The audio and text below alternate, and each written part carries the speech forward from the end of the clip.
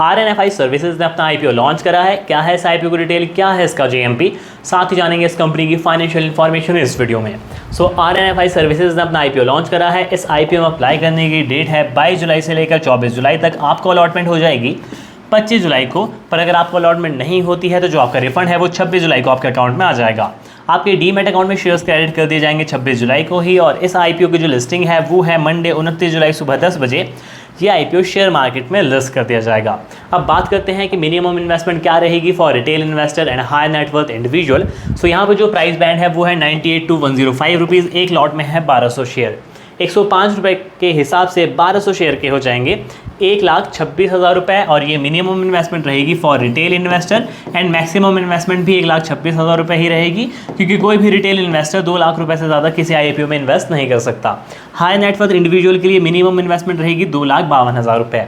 इस IPO में जो रिजर्वेशन है वो काफ़ी ज़्यादा सिंपल और क्लियर सा है, जो कि IPO में होता ही है। क्वालिफाइड इंस्टीट्यूशनल बायर के लिए 50%, रिटेल इन्वेस्टर के लिए 35%, नॉन इंस्टीट्यूशनल इन्वेस्टर के लिए 15%।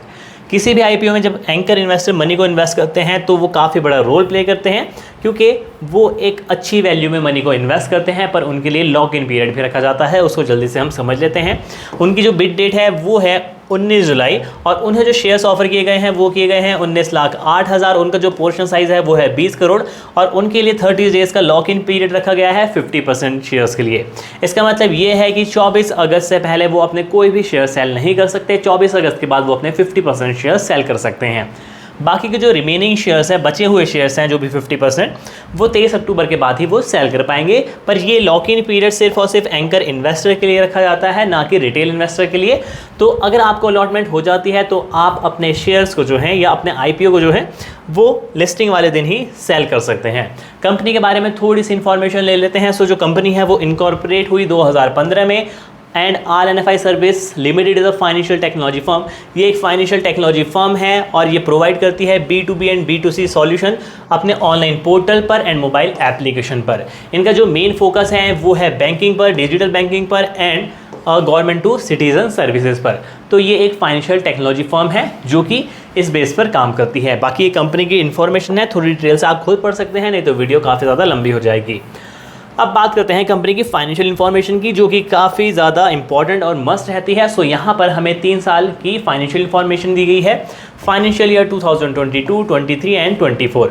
असेट्स की बात कर लेते हैं तो 2022 में 116 करोड़ 61 लाख, 2023 में 125 करोड़ 26 लाख, 2024 में 190 करोड़ 51 लाख। तो असेट्स जो हैं वो रेगुलर इंक्रीज हुए हैं। रेवेन्यू की बात करते हैं 2022 में 190 करोड़ 89 लाख, 2023 में 1,059 करोड़ 39 लाख। अगर आप यहाँ पर देखेंगे 2023 में जो रेवेन्यू है 2022 के मुकाबले बहुत ही ज़्यादा बड़ा है, लगभग 5 गुना हो गए। और 2024 में जो है वो 943 करोड़ 5 लाख। तो ये रेवेन्यू काफ़ी ज़्यादा इंक्रीज़ हुए हैं, बट 2024 में जो रेवेन्यू है वो 2023 के मुकाबले थोड़ा सा कम हुआ है। अब प्रॉफिट की बात कर लेते हैं। 2022 में 5 करोड़ 55 लाख का, 2023 में 4 करोड़ 88 लाख रुपए का, 2024 में जो है वो 9 करोड़ 96 लाख रुपए का। तो प्रॉफिट जो है वो 2024 में इंक्रीज़ हो गया है। फाइनेंशियल ईयर 2024 की बात हम कर रहे हैं।